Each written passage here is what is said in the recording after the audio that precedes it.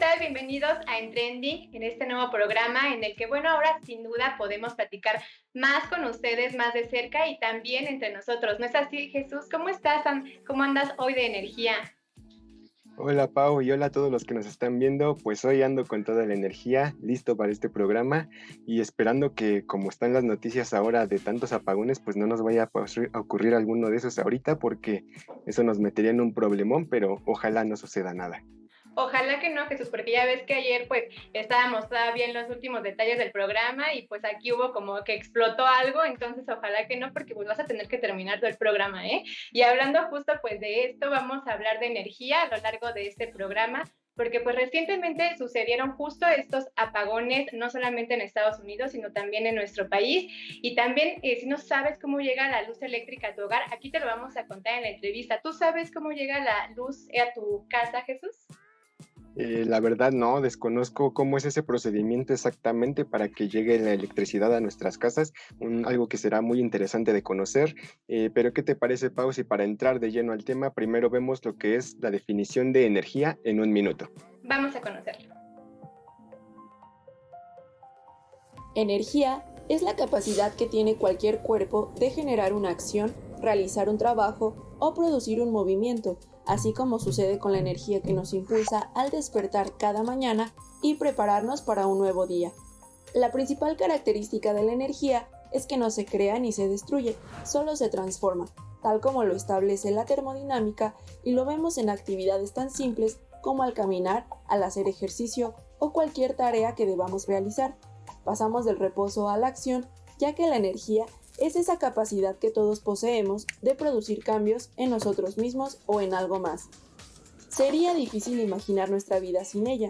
No podríamos comunicarnos, conservar nuestros alimentos en buen estado o calentarlos al instante.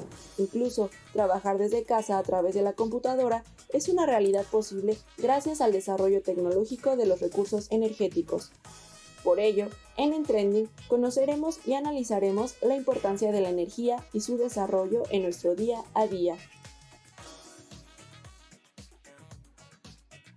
Aprovechar los recursos energéticos sin duda nos permite realizar muchas actividades y pues una forma de energía justo es la energía eléctrica, Jesús, y pues hablaremos de eso más adelante en la entrevista, porque fíjate que recientemente pues leí por ahí un dato muy interesante que las primeras poblaciones en contar con luz eléctrica fue alrededor del año de 1881, pero desde antes pues empezaron los procesos y los mecanismos para llevarla a los hogares. Y pues, ¿cuánto tiempo llevamos teniendo luz eléctrica, Jesús? Muchísimo tiempo, ¿no? Sí, sin duda, ya es algo que vemos tan cotidiano que ni siquiera nos ponemos a pensar, a reflexionar cómo inició todo esto, pero justo estos datitos y más cosas interesantes, pues hoy lo vamos a resolver con el doctor Rubén Tapia del Departamento de Energía Eléctrica de nuestra casa de estudios, quien el día de hoy nos platicará de cómo es que llega la electricidad a nuestras casas. Pues bienvenido, doctor, y muchas gracias por estos minutos que nos concede para la entrevista. Hola, gracias por invitarme. Espero poderles apoyar en todos estos conceptos que están analizando y por supuesto en estos días cada vez nos llaman más, ¿no? A preguntarnos qué está sucediendo. Así es, doctor, pues muchísimas gracias. Y la primera pregunta es algo pues de introducción al tema, justo en México, cómo inició la implementación de la luz eléctrica, porque sabemos, y también en su cobertura, porque sabemos que muchas comunidades actualmente todavía no cuentan con luz eléctrica. Sí, así es, como todo proceso tecnológico, ha llevado años todo este desarrollo. Como lo comentabas, por ahí de 1880, en México iniciaba un poquito más ampliamente la aplicación de energía eléctrica, en este caso en León, Guanajuato, en una planta textilera para ir produciendo sus productos. Evidentemente, siempre el desarrollo ha ido acompañado con la parte de generación de trabajo, generación de recursos, etcétera, y a partir de ahí fue avanzando su crecimiento en México. Tenemos la primer planta ya más formal en 1889 en el estado de Coahuila. Entonces, a partir de ahí se fue desarrollando más esta forma de energía. Y en nuestros días, como ustedes lo comentan, pues está volviendo una necesidad cotidiana. En todo momento necesitamos energía eléctrica y ha pasado por diferentes momentos. Hay dos formas particulares de la energía eléctrica y que precisamente en esos años de 1880, 1890, fue cuando se fue identificando cómo poder producir esa energía eléctrica y llevarlo a los diferentes lugares de consumo, porque esa es una de las restricciones muy importantes de la energía. Es decir, lo más sencillo sería generarla y utilizarla en el mismo lugar. Sin embargo, pues no tenemos esas posibilidades en todos los lugares para poderla generar y poderla utilizar. En la Ciudad de México, por ahí del Porfiriato, en el año de 1900, se fueron instalando las primeras lámparas en la Plaza de la Constitución, en la Alameda Central. Y esa era una forma de energía eléctrica que, pasados los años, no es la que contamos actualmente. Se conoce de manera muy general como corriente directa y corriente alterna. Esas fueron las discusiones en esos años. Y para nuestros días, pues nuevamente sigue la discusión entre corriente alterna y corriente directa, aunque nosotros en general utilizamos la segunda. Y eso podemos irlo discutiendo desde el punto de vista de generación y llevarlo a nuestros hogares. De acuerdo, doctor. Igualmente, muy interesante esto que nos comenta, esta introducción de cómo es que incluso pues a partir del Porfiriato vemos este gran cambio, ¿no? Pero justo nos gustaría que nos pasara a este siguiente punto que nos llama mucho la atención, de cómo es que funciona la energía eléctrica, cómo se distribuye, cuáles son esos detalles para que llegue la energía a nuestros hogares. Sí, como lo estaba comentando, el problema es que lejos de los centros de consumo. Los grandes volúmenes de energía eléctrica que se producen están lejos. Entonces, trasladarlo desde esos centros de generación hasta nuestros hogares, pues lleva diferentes procesos. En las centrales generadoras, que tienen sus diferentes naturalezas respecto a la energía primaria que utilizan, la generan a través de máquinas eléctricas. Después de ahí las tienen que transportar a través de líneas de transmisión y finalmente poderlas distribuir a los hogares. Ese proceso también lleva a que se tiene que cambiar algunas variables, las cuales nosotros manejamos, para propósitos de seguridad de los usuarios y para propósitos de reducción de pérdidas en la generación y en la transmisión de energía.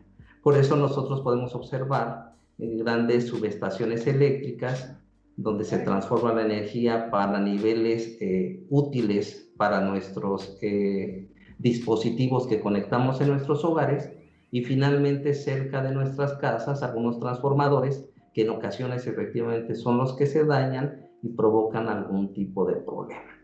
Entonces ese es el proceso general. Sin embargo, en la generación de energía eléctrica dependerá de las fuentes primarias de energía. Y tal vez por ahí va toda esa discusión de si se tiene disponible ese recurso primario de energía o no, en sus diferentes formas. El que se ha nombrado mucho en estos últimos días es el gas natural. Y ese es el... Claro. Exactamente. Y sí, si no era como el tema de discusión, ¿no? Ahí también lo del gas natural. Exactamente.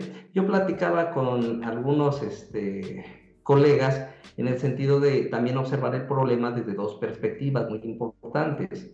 Una, pues efectivamente la cuestión tecnológica, la cuestión técnica de la operación de la red eléctrica, de poder conceptualizar de que esa energía que se genera se tiene que estar consumiendo en el mismo instante de tiempo y no podemos estar almacenando esos volúmenes de energía tan grandes, no en su forma de energía eléctrica. Esa es una restricción. Entonces ahí hay un problema tecnológico, un problema técnico que resuelve Comisión Federal de Electricidad, el Centro Nacional de Control de Energía, y por la otra parte, efectivamente, los costos asociados a la producción, al mantenimiento, a la puesta en marcha de nuevas subestaciones, de nuevas centrales generadoras, que efectivamente si no tenemos recursos económicos, esto no podrá operar.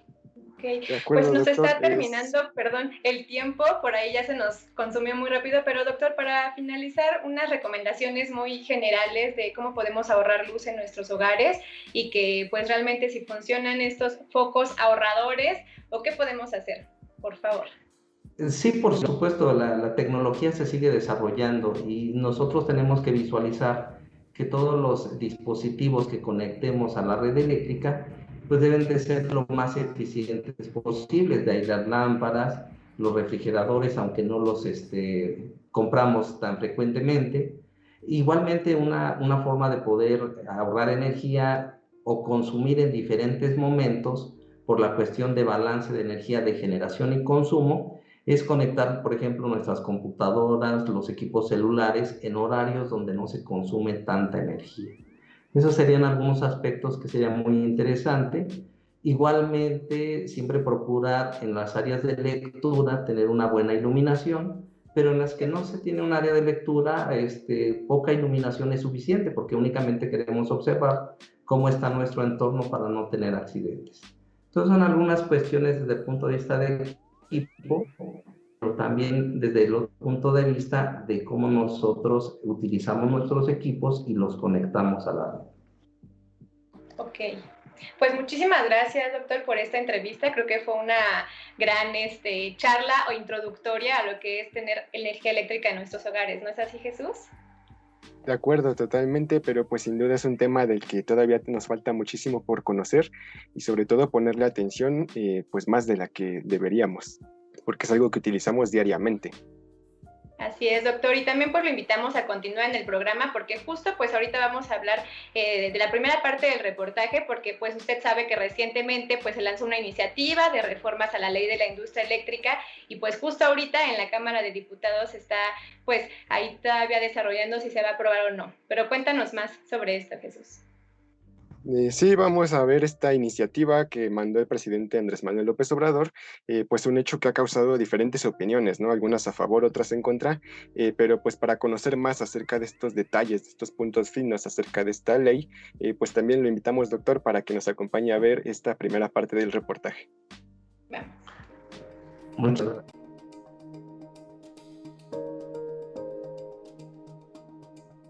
En 2013, la entrada en vigor de la reforma energética representó un cambio sustancial en materia legislativa para la industria energética mexicana. Esta ley permitió la entrada de la inversión privada en la producción y generación de petróleo y energía eléctrica.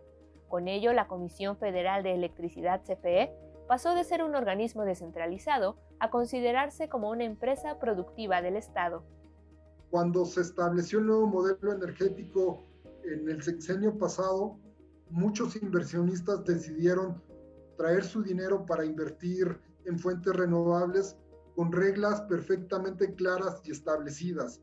Esas reglas decían, cuando tú generes electricidad, tu electricidad se va a subir antes que otra electricidad de combustibles fósiles.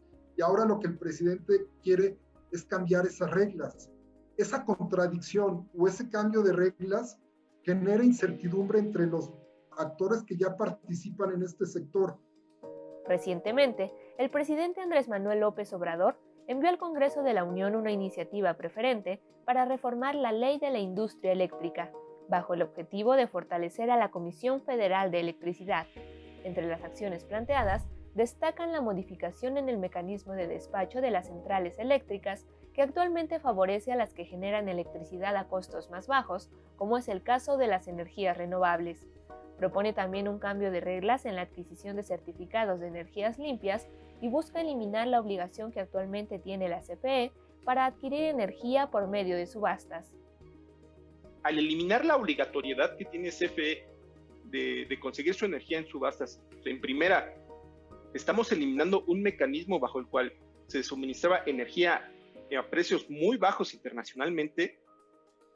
También se le está negando la entrada de nuevas inversiones privadas que justamente son para desarrollar energías renovables.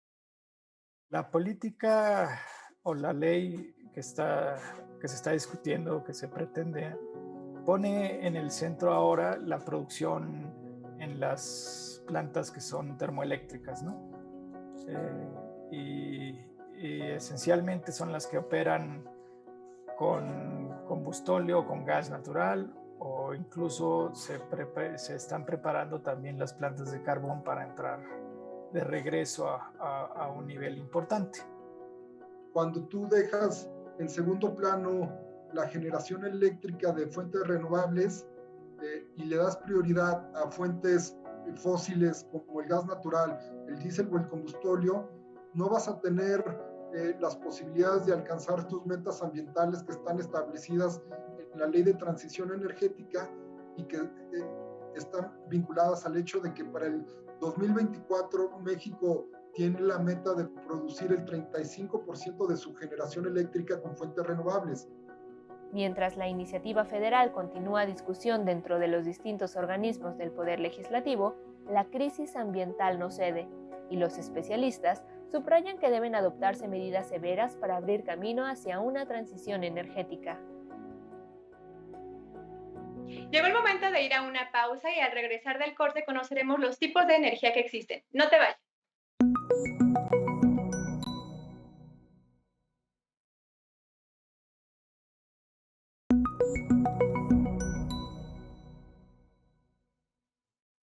Pues ya estamos de regreso aquí en Trending, listos para seguir hablando acerca de nuestro tema de hoy, de la energía. Y como bien dijiste, Pau, antes de la pausa, pues ahora toca hablar acerca de los tipos de energía, principalmente de aquellos que pueden ser amigables con el medio ambiente, esas opciones que nos ayudan a ser más amigables con la naturaleza.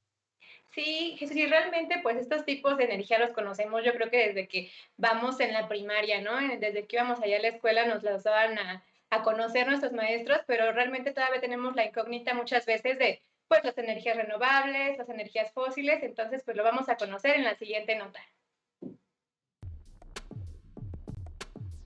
El uso de energías renovables busca sustituir combustibles fósiles como el carbón o el petróleo para favorecer el abastecimiento energético amistoso con el medio ambiente. Se trata de fuentes de producción que a partir de los recursos naturales suelen emplear la fuerza y el calor de esos elementos, utilizándolos como un canal para generar mecanismos enérgicos causando el mínimo impacto posible en sus respectivos ecosistemas. Existen varios tipos de energía, como la solar, geotérmica, eólica y la energía hidráulica, todas relacionadas con elementos presentes en la naturaleza. La energía solar es una fuente renovable y limpia que se obtiene a partir de la radiación magnética procedente del Sol. Se capta a través de células fotoeléctricas, helióstatos o colectores solares, de utilidad para sistemas de iluminación y calefacción. La energía geotérmica se obtiene mediante el aprovechamiento del calor natural del interior de la Tierra. Este tipo de energía se relaciona con las aguas termales, volcanes y géiseres. Con ellas se puede producir electricidad. Asimismo, la energía eólica es aquella producida por el efecto de las corrientes de aire, cuya velocidad y frecuencia dan movimiento a aerogeneradores para producir electricidad. También, en la antigüedad, este tipo de energía se utilizó en molinos de viento para extraer agua o impulsar barcos de vela. Otra de ellas es la energía hidráulica o hidroenergía, la cual transforma la potencia de las corrientes de agua, saltos de agua o mareas en energía eléctrica. Para aprovechar su fuerza, se construyen grandes infraestructuras como presas o embalses, que además de generar electricidad, almacenan el agua para diferentes usos. Actualmente en México existen más de 130 plantas de energía solar y eólica.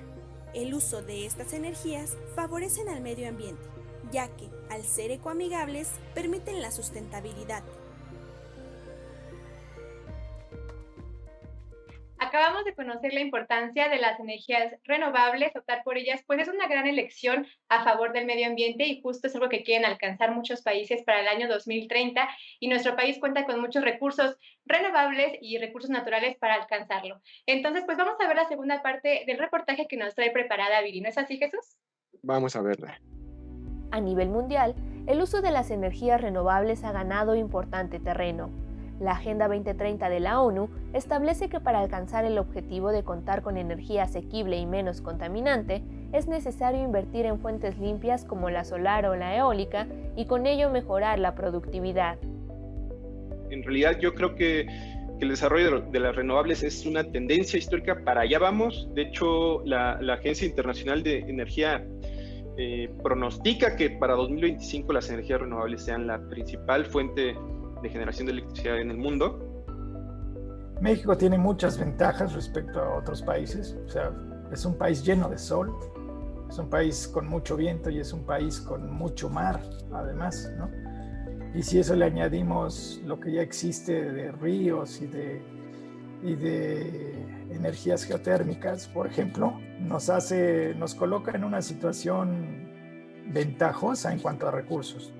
El problema es que sí tenemos que apurarnos de alguna manera, porque nos faltaría multiplicar tal vez por 5 la cantidad de energía que estamos metiendo de fuentes renovables, ¿no? Mientras más incentivos y mientras mejor diseñadas estén las leyes, más rápido podemos hacer ese proceso. Entonces es muy importante y muy relevante que las leyes tengan un carácter claramente impulsor de las fuentes renovables. Hace unos días, una fuerte tormenta invernal azotó Texas dejando sin luz a millones de personas. Los apagones que se extendieron como consecuencia hasta el norte de nuestro país abrieron el debate sobre el futuro del sector energético mexicano. Yo soy un crítico con las autoridades porque creo que tuvieron que haber impulsado la producción de gas natural aquí en México para no depender de las importaciones de Estados Unidos. Soy un crítico porque creo que tuvieron que tener proyectos para almacenar gas natural aquí en México. Tiene que haber una inversión, pero la inversión tiene que ser integral. Aumentar mayores fuentes de generación, diversificarlas, aumentar nuestra matriz energética para no depender del gas, sino también del viento, del sol y de otros acervos energéticos de los cuales México tiene. La demanda del suministro eléctrico en México es cada vez mayor, considerado hoy como una necesidad básica para la sociedad y parte fundamental para el desarrollo económico del país. Sin embargo, los expertos aseguran que una generación flexible que aproveche los recursos existentes, apoyada de las fuentes renovables, representaría un gran avance en el camino hacia una transición energética sustentable y responsable. Hay que ser conciliadores, hay que aprovechar las ventajas de unas y de otras, ventajas de generación de fuentes renovables, ventajas de generación con combustibles fósiles, hay que aprovechar la fuerza de las empresas privadas, hay que aprovechar la fuerza de las empresas públicas, unirlas y caminar en un mismo sentido para ser más competitivos. Eso es lo que yo creo que podríamos estar haciendo. Por otro lado, Jesús, pues también nuestra universidad, la UNAM, opta por desarrollar proyectos en beneficio del medio ambiente y en esta ocasión, pues los proyectos que están basados en la generación de la energía geotérmica, ¿no es así? Sí, como bien mencionas, Pau, pues estos son proyectos que vienen directamente del Instituto de Ingeniería. Son 2 proyectos, uno de ellos basado en la deshidratación de alimentos para permitir que duren más tiempo de conservación y otro es para la desalación del agua y convertirla en agua dulce, en agua potable. Pero vamos a conocer más detalles en la siguiente nota. Vamos a verlo. El Instituto de Ingeniería de la UNAM creó en 2013 el Grupo IDEA, Instituto de Ingeniería, Desalación y Energías Alternas, en el que se realizan proyectos multidisciplinarios con el objetivo de aprovechar los recursos naturales nacionales de manera sostenible, desarrollar tecnología propia para dar una solución viable a problemas de escasez de agua, generación de energía y preservación de alimentos en el país, todo ello con un enfoque social. Grupo IDEA tiene 2 proyectos basados en el uso de energía geotérmica. Estos 2 proyectos los estamos desarrollando desde hace 10 años. El deshidratador geotérmico de alimentos, su intención es solventar los desperdicios que se tienen de comida, así como ayudar a que las comunidades donde tienen estos lugares geotérmicos puedan ocuparlo, esta energía térmica que contiene la geotermia, para deshidratar alimentos y con ello tener un alimento que no solo dure una semana o 2, sino que dure 2 o 3 años y aparte ocupen esos recursos naturales dándole empleo a gente local y también vendiendo sus productos de manera directa. El otro proyecto es un proyecto que desala agua de mar también con energía geotérmica, ocupa la energía térmica que tiene el agua, mete agua de mar por una parte y con esa energía térmica destila esa agua y ese destilado no tiene ninguna sal. Entonces así podríamos obtener agua dulce con esta energía geotérmica para poder ser para agricultura o para consumo humano. Los resultados que se han alcanzado con el deshidratador geotérmico han sido de beneficio ambiental, utilizando su propia tecnología y reduciendo el impacto que podría generar el uso de combustibles fósiles. En lo social, dan empleo a 60 personas de manera directa y a más de 85 de manera indirecta, y de beneficio económico, creando una cadena de valor con empresas vinculadas al Instituto de Ingeniería donde se comercializan los productos deshidratados. Con la desaladora geotérmica, diseñada para el abastecimiento de agua, este año se instalará un prototipo de 40 metros cúbicos al día, con el objetivo de llegar a la escala industrial de 400 metros cúbicos de agua dulce, con lo que se intenta evitar la escasez de este recurso vital que constantemente enfrenta la región noroeste de México. Estas energías alternas y sobre todo las renovables nos independizan energéticamente de cualquier combustible fósil y sobre todo de cualquier combustible que venga del extranjero. En cambio, si tuviéramos estos proyectos con energía geotérmica, la geotermia viene del subsuelo de la Tierra, es ocupar el calor del subsuelo que siempre va a estar ahí. Entonces no necesitamos depender de combustibles extranjeros. A través de Grupo IDEA, el Instituto de Ingeniería de la UNAM brinda soluciones a los problemas energéticos del país y amplía las posibilidades de acciones futuras. Estamos terminando nuestro programa de hoy. Sin duda aprendimos mucho acerca del tema de la energía, de su cuidado y también de la importancia en nuestra vida cotidiana para nuestro planeta y también nuestra salud. Y pues hay que seguir aprendiendo, hay que seguir el tema desde nuestras casas. ¿No es así, Jesús? Sí, como bien mencionas, pues poner mucha atención en esta cuestión de las energías renovables. También nosotros desde nuestras propias casas, pues hacer pequeñas acciones que hagan alguna diferencia, como apagar algunos focos que no utilicemos, desconectar algunos aparatos y seguirle la pista a esta ley de la industria eléctrica que sin duda va a dar de qué hablar en los próximos días. Hoy tenemos este hashtag de ley apagón y pues habrá que seguirle la pista. Pues así es como terminamos nuestro programa de hoy. Nos vemos la próxima semana aquí en Trending.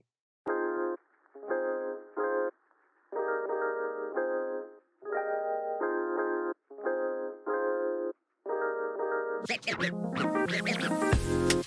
you.